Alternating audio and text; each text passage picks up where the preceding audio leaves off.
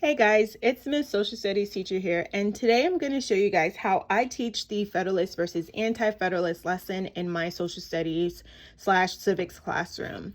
Now, before I begin the lesson, I actually start with the bell ringer that asks the students to write down a time when they had to compromise with someone. So that usually leads into a discussion on what compromise means and why it's important to make a compromise when you're trying to get tasks done.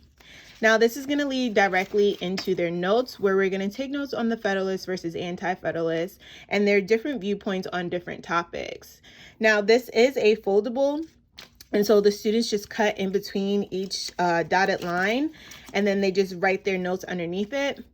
I do use interactive notebooks in my classroom, but if you do use binders in your notebook, you can actually still use this by having them just glue it down on a loose leaf, have them take down the notes, and then have them put it into the binder. Now, once they're done taking their notes, they're then going to do a color coding activity where they're going to differentiate between a Federalist statement and Anti-Federalist statement. So they just choose two colors, and then they read each viewpoint, and then it will highlight would a Federalist say this, or would an Anti-Federalist say this or think this. Now, once they're done, you're going to move on to your second lesson. And if you are in a block period like me, this is pretty much all going to be done in one period. But if you teach 45-minute periods, then this is going to be done over 2 days. So part of the second lesson is learning about what the compromise was between the Federalists and Anti-Federalists, and the students actually get to read through the first 10 amendments to the Constitution. You'll find that a lot of your students actually don't know that there are 10 amendments in the Constitution, and they can't even name the first 5 freedoms in the First Amendment. So this would be a great review or preview, if you've already taught it to them, about the 10 amendments in the Bill of Rights.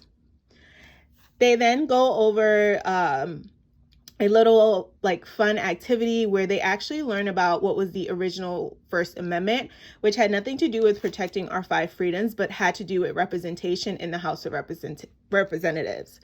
So they read through the actual words from the proposed amendment, and then they answer questions. And there's also a math problem that they can do as well. And this is going to be perfect for your students who are not really, super creative, or don't like to color, or don't like to draw. They can do some fun math. Now, your summative activity, so what you're going to do to sum it all up is you're going to assign your students a movie poster. And so what this is you kind of explain to students that, you have these movies where you have someone is versus something. So Captain America versus Iron Man, for example. And I even like to show them examples of the different movie posters in class. And I tell them that they're going to be creating their own, but this one is going to be for the Federalists versus Anti-Federalists. Now, in the PowerPoint, I will not be putting the examples that I use just because of copywriting. And but if you want to, you can add that on your own to show your students some examples of versus movie posters.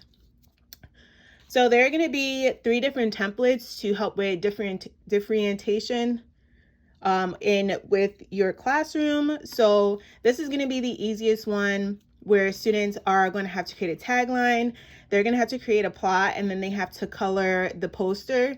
So this is going to be for your students that really struggle with drawing or don't have any confidence in their artistic skills, but they're still doing the same thing essentially.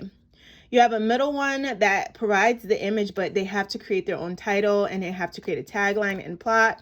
And then you have this one for your full-blown creative, so someone who can actually just draw and has artistic skills, or just wants to do it in general. And so they can draw any picture that they want, depicting the Federalists and Anti-Federalists, creating their tagline, and then writing down their plot. So it really leads to giving students a choice on how they want to show. And I do find that many of my advanced or gifted kids actually choose this template because they want to show that they can process what you just taught them. Now, once I'm usually done with this lesson, I usually play a quick Kahoot game or a Gimkit game, just to get students to continue to practice the knowledge that I just taught them about the viewpoints between the Federalists and Anti-Federalists. So I hope you enjoyed this sneak peek, and you can buy this lesson actually in my TPT store. Have a great day.